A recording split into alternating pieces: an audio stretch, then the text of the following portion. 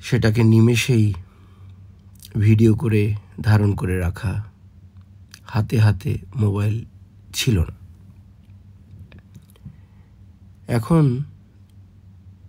এই সময় এসে আমরা যখন একটি বিশ্বপল্লীতে বাস করছি, তখন পৃথিবীর কোনো স্থানই কিন্তু আসলে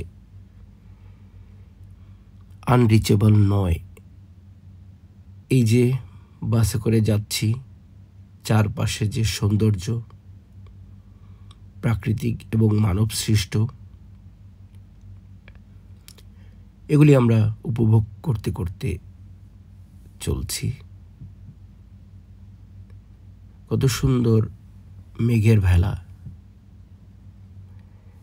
নীল আকাশ, প্রখর রৌদ্র,